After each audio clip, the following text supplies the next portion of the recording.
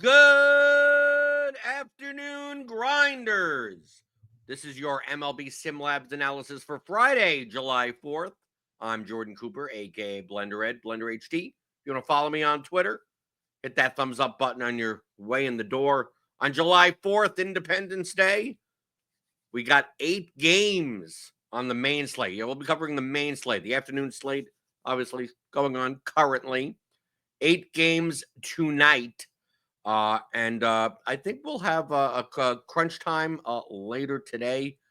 Obviously, we're on a July 4th schedule here, and I don't think there's anything to worry about weather-wise. Roth has green everywhere, so I don't think we need any weather problems, although definitely tune in to get the picks, the plays, the analysis from our experts here at RotoGrinders here on the channel.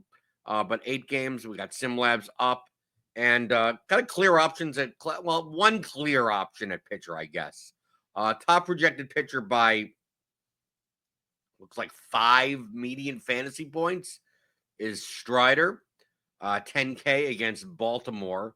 Baltimore has the lowest implied team total, but not like absurdly low. We have some high team total teams. We have Toronto at 5.3. We got Atlanta just came down. Atlanta's just under 5. The Dodgers, as always, 5.44. The Giants Athletics game, they're both the 5s, and then we have the Coors game with like the 2 worst teams, right? The White Sox and the Rockies. And the White Sox have the highest implied team total at 5.81. There's plenty of cheap people. I mean, I don't think salary is going to be as much of an issue on the slate. So Strider at 10K against Baltimore, he has a 7.5 strikeout prop, which is 2 more than like anyone else on the board. His optimal rate in our sims is about 45%, and we have his projected ownership at 47. So about, he could be 55% owned and not really be that over-owned today. Next pitcher we have is Chris Bubik at 9,800, although his projection is like 5 points like less than Strider, but he's only $200 cheaper than him. 9,800 against Arizona. He is a 30% optimal rate. Then we have Reese Olson at 8,800, 20% optimal. Then Verlander at 8,000, 17% chance of being optimal. Quinn Priester, 8,500, 14% chance of being optimal. You could play any of these guys. I mean, I think it's Strider's the clear top option.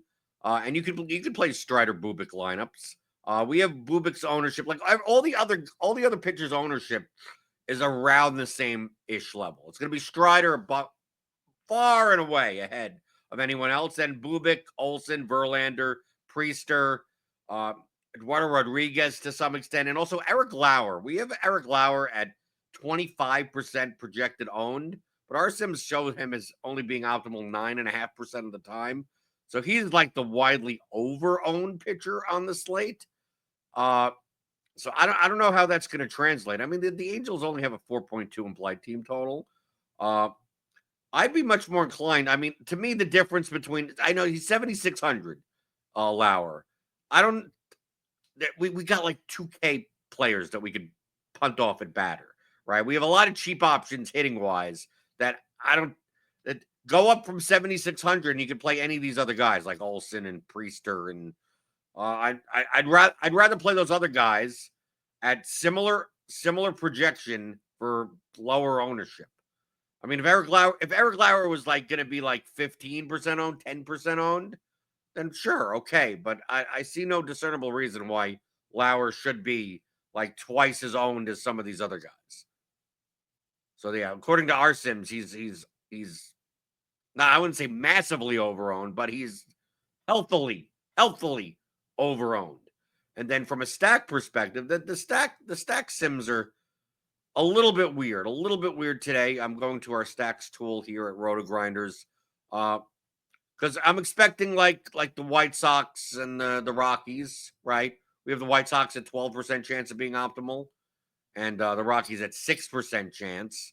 I mean, the White Sox are priced up a little because they're in cores, but they're still cheap. They're still cheap.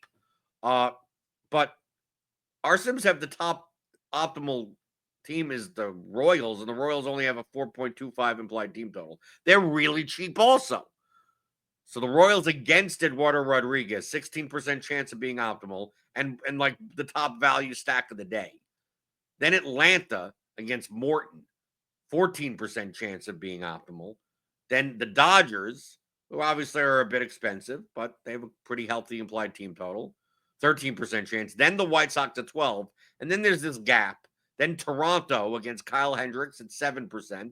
Toronto with a 5.3 implied run total. But like this San Francisco Athletics game, like the Giants and the Athletics, like that's a 10 total game. But the Giants, 6% chance. Athletics, 2% chance. And primarily because the Athletics are a bit pricey. The Giants aren't. Right? I mean, like take a look. I mean, we'll go to the starting lineups. Take a look at the prices. Like for instance, like the White Sox. In cores, 5.81 implied run total. I mean, this is not like stupid cheap, but I mean, his Tauchman is 4,200. Mydroth is 4,300. Benintendi is 3,900. Vargas 4,100. Kyle Teal is 4K. Then we got Sosa at 3,700. Then 3,100. Then 3,300. Then 3K. I mean, yeah, the bottom of the lineup sucked. I mean, the most of the lineup sucks. But for cores, I mean, typically, you see mid to high fours, if not low fives, for like any team that would be there. It's pretty cheap. Like, even if you're playing one-offs and stuff, like, this is pretty cheap. And then we go to, like, the Royals. Like, everyone other than Bobby Witt is, like, I mean, like, Mark Canha, 2,200. Sal Perez, 3,100. Or you can play any, like, Caglianone. I know it's a lefty-lefty matchup. 2,500. Then we go look at the at the Giants in Sacramento. I mean, you still have, like, Willy Adames is 3,500. Right. Luis Matos, even though, I'm probably not going to play him, 2,500. I mean, there are a ton of these guys that are great, are projected pretty damn well for their median, for their median at like 2 and 3K. So, like, there's no reason not to play Spencer Strider today, unless, obviously fade for ownership purposes. But, like, to me, salary is not even an issue. You can get the Dodgers in. Right, you can play Ohtani, Betts, Freeman. You can play all of these guys. You play everyone. You play anyone you want, as I would always say. So let's see what SimLabs says, because salary is not an option. Normally, I would say it's like, oh, it's going to give me a lot of Royals. It's going to be a lot of White Sox, only because of salary. It's going to be a lot of Giants because of salary. But it's quite possible you get a lot of Atlanta and a lot of Braves and Dodgers today. I think you could fit anyone you want in. I think you could play 2 punt hitters at 3K that actually have good projections. You're not playing like the 8th hitter, 9th hitter on some crappy team just because they're like, they're 2,200. Let's see. I'm going to put in 150 lineups. July 4th, probably play throughout. It depends. Let's see what SimLabs says. I was considered playing maybe 3 lineups today in small field, right? 5-man stack. Not going to exclude anyone just to see what comes up. 150. I'm assuming I'm going to see a lot of Strider Bubik lineups. I don't see why not. That's my heuristic at this point. Sometimes SimLabs surprises me as of right now. Right? It's the afternoon. Obviously, we still have starting lineups to come out. Projections will change. Ownership will change. You run this, 10 minutes, 15 minutes before the slate locks. We update this like numerous times throughout the day. But I'm just showing you how to use the tools. So here they are: Spencer Strider, Chris Bubik, right at the top lineup here. Okay, let's go to exposures. Right, look, yeah, 62% Spencer Strider. Then Olsen, Priester, Bubik, Verlander, Hauser. I mean, then it kind of drops off. Barely any Eric Lauer, 4%. Overowned. But yeah, Strider plus any of these pitchers seem pretty damn good. Then we go to the teams. And yeah, just like I said, you can pay for the Dodgers today. Not as many Braves as I thought, but the Dodgers. Let me take a look at this lineup. I mean, look at this lineup right here. You get Bubik, Hauser, right? A little bit different because you're not playing Strider. And then it's Will Smith, Tommy Edman, Mookie Betts, Hernandez, Paez, Benintendi. Not the greatest of I mean, this is kind of a weird Dodgers lineup. Then Westberg, Vargas, Benintendi. A little bit of a weird. You're not playing Ohtani in this lineup. But you can afford to. I mean, we could go to some other lineups here. Here's a KC lineup. Like, I like this type of lineup, right? Olsen Hauser. Then you play 5-man Kansas City, Dodgers, Ohtani, Hernandez, Freeman. Beautiful. Some of these lineups these are a little bit contrarian. Much more contrarian than I thought for especially small field. Strider, Priester, Royals, Olsen, Ramos, Randall Grichuk, 2,900. This isn't that bad. Right? Another Royals lineup, White Sox lineup. Strider, JP Sears. Not a big fan of that pick today, but I mean, I guess, yeah, I mean, JP Sears, 6,800 projects within 2 points of all the other pitchers that I just mentioned earlier. Say for Hauser, right? I didn't say Hauser's name, but I mean, that there's a lot of pitchers that project for like 11 or 12 fantasy points as a median. And the ones that I mentioned before, like Verlander, Olsen, Priester, are like 13s and 14s, and Bubik is like 50. It's not that dramatic of a difference. But I could go in here into the advanced settings, into the regular stuff here. I could lock team stacks. I could, like, if I just decide, like, I'm going to play Spencer Strider today, I could just lock him in. I don't have to worry. I don't want to look at those types of lineups. I want to play Strider Bubik, right? What do these lineups look like in general? I'm going to put in 150. Let's see what shows up on Strider Bubik lineups. And we get sorted out from there. It seems to me I'm getting a lot more of like Strider, like pay up, pay down in the 7K range. I'm not saying that you can't play those lineups. You can. But if I want to choose a Strider Bubik lineup, I can just tell SimLabs that's what I want. Right? So we see here, Giants. I mean, what are we getting stack-wise? Right? Because obviously Strider Bubik will be 100% here. A lot of White Sox, Blue Jays.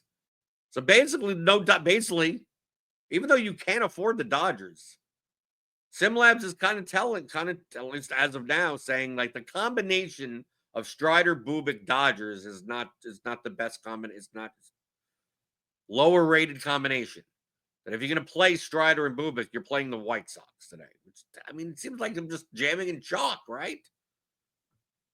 That's what it seems like. Way too many White Sox, but whatever. I mean, here's Giants. I don't mind the Giants today, right? Strider. I mean, this is a lineup. Well, I would easily play this lineup, right? Flores, Fitzgerald, Adames, Ramos, Matos. This is a Strencher Bubik lineup, as we said before. Then Sal Perez one off, Riley and Acuna. Easy game. Right, here's one with Brent Rooker, very similar. Here's a Rockies lineup. Here's an Angels lineup. This is a very low owned lineup. You're gonna play the Angel. You want to add? I mean, to me, yeah. Obviously, if Eric Lauer is going to be like, I don't know, super overowned, but decently overowned, I'm on board with playing the Angels today. Like, if I play 3 lineups, I could see. I mean, like, what the tap stacks tool. Angels 3%. I mean, whatever. It is what it is. But from a leverage perspective, I mean, I guess I'll tune into crunch time to see how much excitement there is to play Eric Lauer today. But if that goes up and up, maybe I will play an Angels lineup out of one of my 3. I mean, it would be a main lineup. No. But the more and more that Lauer is going to be owned, the less and less the Angels are going to be owned, the more valuable that they're going to be if they are going to do well, especially an 8-game slate. We're not talking about a 15-game slate. I don't mind playing the Angels today. It seems like you get a lot of Giants. I mean, where are these White Sox lineups? Okay, here's a White Sox lineup. Strider, Bubik, Teal, Vargas, Tauchman, Benintendi, Baldwin. Then you play McMahon, Adames, and Fitzgerald. I mean, this isn't bad. I think this is perfectly fine lineup. Another Giants lineup. It seems like Giants. Spencer, Bubik, Giants. So I guess if I play 3 lineups today, as of right now, I'll play 1 Giants lineup. Play the Dodgers lineup, but not with the Strider Bubik combination. Then maybe play an Angels lineup against Lauer. I truly think the White Sox are going to go over. Today. I think the White Sox will be over-owned, and I think Lauer will be over-owned. So I'm much more inclined to just play a different game. Just that I think just the ownership is going to be spread out enough. I don't think like the Dodgers are going to be super owned. I don't think Toronto's going to be super owned. But I also don't think San Francisco is going to be super owned. And it seems like SimLabs prefers the Giants in these higher rated lineups than anyone else. And it's the late game, right? 10 p.m. Eastern. So it's quite possible we don't even have like lineups out. Like the accurate starting lineups, and which means people play them less. So I guess that's my take on it, at least my expert take on how I think ownership is going to play out today, but I don't know. But ownership and stuff like that matters because, you tell me Spencer Strider is going to be 80% owned, then I'm more likely to just, it's more valuable to play other pitchers.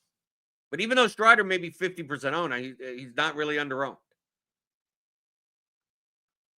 So I wouldn't fade Strider just because he's going to be the highest owned pitcher.